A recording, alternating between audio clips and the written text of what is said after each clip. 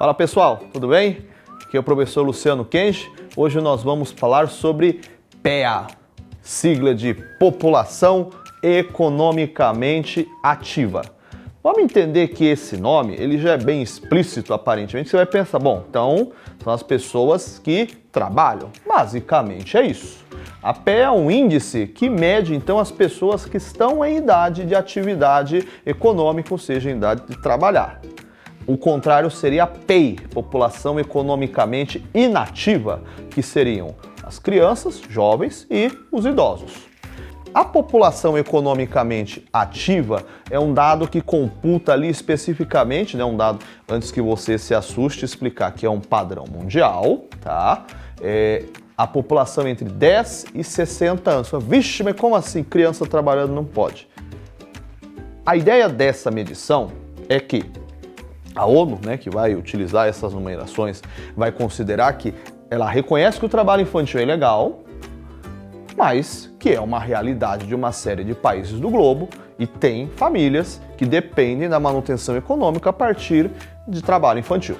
E 60 anos seria uma média, vamos dizer assim, de tempo de início da aposentadoria, mas vamos entender que os dois extremos do número são bastante questionáveis, porque não é só o Brasil, uma série de países do globo, principalmente com a ideia de envelhecimento da população que nós temos hoje, vão começar a prolongar esse tempo de trabalho, ou seja, colocar a aposentadoria numa idade, numa faixa etária mais adiante, mais à frente. Mas basicamente, então, vamos pensar, mentalizar, a população economicamente ativa é o cara que tem idade de trabalhar. A PEA a gente vai separar por setores, tipos no caso de empregos. São 3. Vamos segmentar esses tipos de emprego de acordo com o que o funcionário, o que esse trabalhador está exercendo de função, com o que ele está trabalhando e basicamente segmentar com uma espécie de contagem, tá?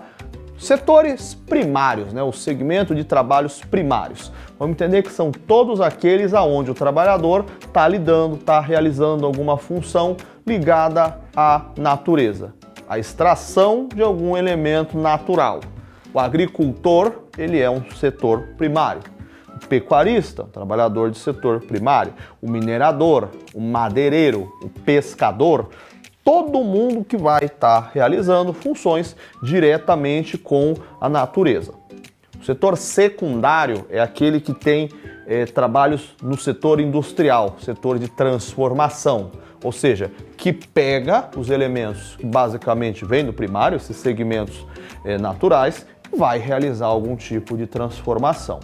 Em outra aula, nós vamos falar dos tipos de indústria, onde a gente vai diferenciar indústrias de base, indústrias de transformação. Agora, não. Vamos entender que todos eles são setores secundários, independente de que tipo de indústria.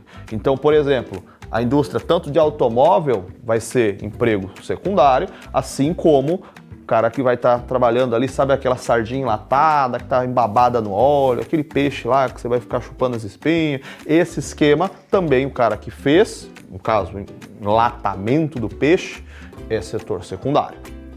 O terciário a gente vai chamar de setor de serviços. Fala, mas o que é setor de serviço? Eu já ouvi falar, eu não estou ligado o que é. Terciário, vamos entender que são todos os segmentos de trabalhos não produtivos. Não é não produtivo, então, porque o cara fica lá o dia inteiro parado ali, sem fazer nada, perna pro alto, mandando mensagem, nude. Não é isso. Não produtivo está no sentido de ele não fabricar nada físico.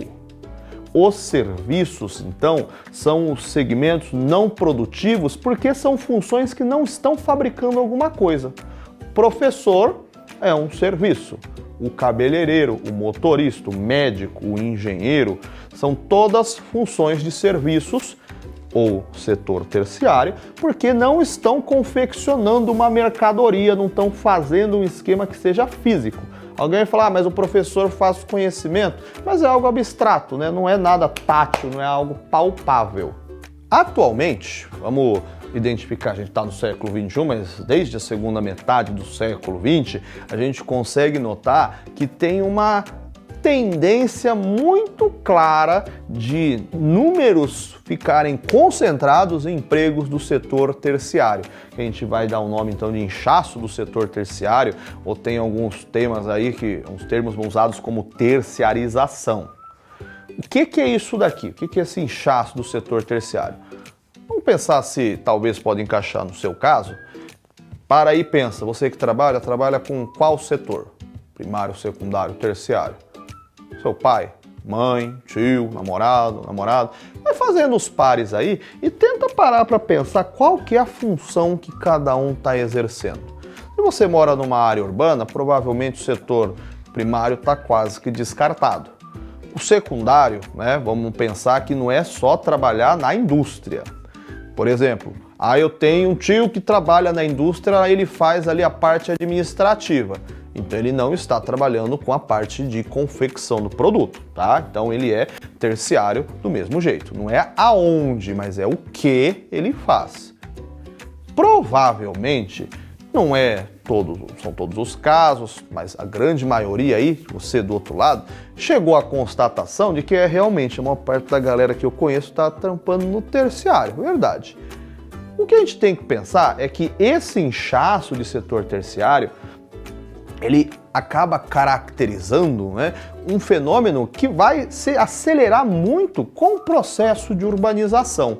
E entender a disposição, a quantidade de empregados em cada setor vai fazer com que a gente possa refletir em cima do perfil de desenvolvimento da cidade ou do país. Não entendi nada. Como assim? Países de perfil subdesenvolvido, historicamente, têm mais empregados no setor primário. Países de perfil industrializado, urbano, vão ter mais pessoas nos setores secundário e terciário. Só que é curioso que há hoje uma tendência de estar cada vez mais inchado esse setor terciário. Então a gente tem que abrir uma questão. Por quê? O que está acontecendo para o setor terciário estar empregando tantas pessoas a mais? Para você ter uma ideia de proporção numérica, no Brasil, vamos imaginar, né, pensando em números aqui, matematicamente, se fosse para eu dividir certinho entre os três setores, deveria ficar o número 33, 33, 33, né? Primário, secundário, terciário. No Brasil, mais de 60% da população está no setor terciário. Vamos pensar que essa proporção, né, muito grande, de novo, vai se repetir em uma série de países, sempre por causa de dois pontos. Primeiro, vamos entender que o processo de urbanização ele é muito importante para explicar isso. Vamos pensar que foi 1, 2, 3, 10, centenas, milhares, milhões de pessoas num grande processo de êxodo rural migraram da região rural, né, do campo, indo para a cidade. Quando essas pessoas começam a se concentrar na cidade, vai aumentando a demanda por serviços. Como assim? Pensa lá no campo. Você tem lá, tia Marocas trabalha ali com seus pezinhos de alface e tal, aí ela manja de cortar cabelo também. Só que a tia Marocas, a função dela é colher ali, ela tem a sua horta tal, fazer a venda dos produtos que ela mesma faz o cultivo, e de vez em quando vem ali uma amiga que mora lá uns quilômetros de distância, ela aproveita e corta o cabelo. Tia Marocas, ela corta ali como um quebra-galho, talvez ela ganhe uma grana, mas vamos entender que como no campo não há um adensado populacional grande desse, né, as pessoas estão mais esparsas pelo espaço, ela não consegue ser cabeleireira. Se ela virar cabeleireira, ela vai morrer de fome, porque ela não vai ter público que vai garantir renda para ela. Não tem tanta gente para cortar o cabelo. Assim como a gente tem que pensar para professor, para médico, para motorista, vamos entender que a cidade aglomerou pessoas. E essa aglomeração de pessoas, ela permite o surgimento de uma série de vagas nesses setores de serviços, porque esse aglomerado de pessoas vai demandar serviços. Então, a partir daí, você vai criar a possibilidade de expandir a quantidade de vagas desses setores não produtivos para atender a demanda dessa população que fica cada vez maior. E vamos pensar também que os setores produtivos, o primário e o secundário, passam com o desenvolvimento de tecnologia a vivenciar um fenômeno que vai complicar a questão de geração de emprego. as máquinas, tanto na indústria quanto no setor rural, quer dizer, aquele maquinário de colheita, de semear, irrigação, trator, pouco a pouco, essa tecnologia vai ficando cada vez mais automatizada e vai diminuindo a demanda por mão de obra, porque principalmente nas funções mais braçais, vamos entender que a máquina ela vai ter na ótica do empregador eficácia por ser veloz, talvez, dependendo da situação, mais perfeccionista, ela vai fazer com que você tenha uma produtividade maior, fora, em entrelinhas ali, uma série de outras vantagens para o empregador, porque ela não vai ficar doente, a máquina ela não vai pedir aumento, não vai pedir férias, não vai pedir para sair mais cedo. Vamos entender que com a automatização desses setores, a quantidade de empregos nos setores industrial e primário, eles vão ficando cada vez menores. E aí faz com que haja uma, vamos chamar de necessidade, desse desempregado desses setores migrar para o setor terciário. Porque a partir do momento que você vê que a coisa apertou, fala, vixe, o que eu vou fazer? Ah, vamos ter que ir para o setor terciário.